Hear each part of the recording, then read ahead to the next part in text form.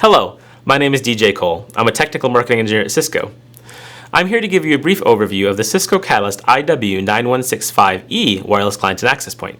Now, before I begin, I'd like to mention this is only part of our Cisco Catalyst IW9160 family of access points.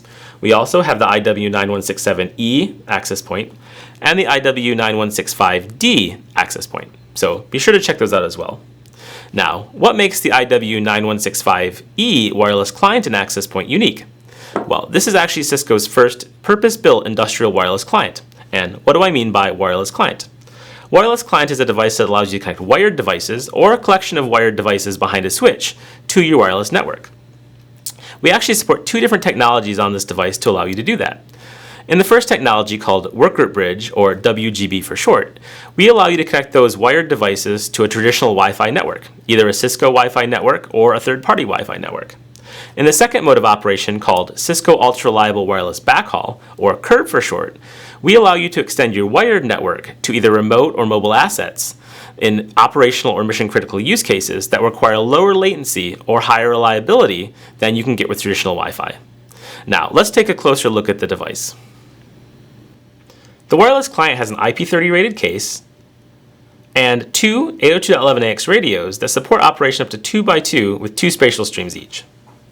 All of the connectors that you need during normal operation of the wireless client are conveniently located on the front face.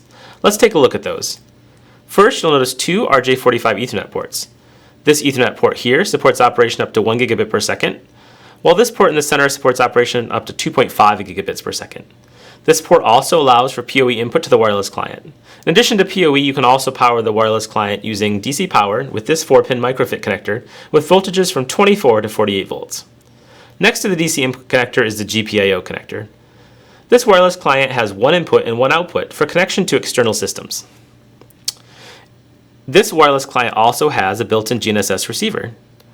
You can connect an external GNSS antenna to the wireless client using this port to enable location services. As I mentioned, the wireless client has two radios. Each of those two radios has two antenna ports each.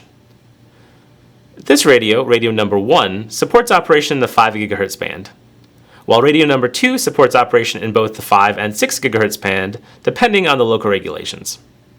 Now, let's take a look at the side of the wireless client. On this side, you have an RJ45 console port and a reset button to reset the wireless client back to defaults. On the back of the wireless client, you have 4 holes for mounting. I'll talk about the mounting options in just a second. And on the last side of the wireless client, you have grounding lugs to ground the wireless client. On the bottom of the wireless client, you have additional holes for mounting, and I'll talk about those options. There are two options to mount the wireless client. The first is through the use of a DIN rail adapter.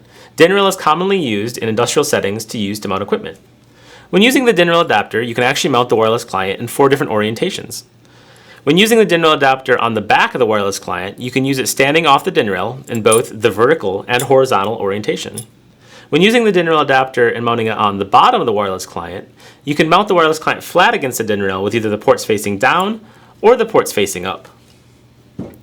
The second option for mounting the wireless client is through the use of the mounting ears. The mounting ears attach to the bottom of the wireless client and can be used to mount the wireless client to any flat surface. With that, I'd like to thank you for watching this overview of the IW9165E wireless client and access point. If you have any questions, please feel free to reach out to us. Thank you, and I hope that you have a great day.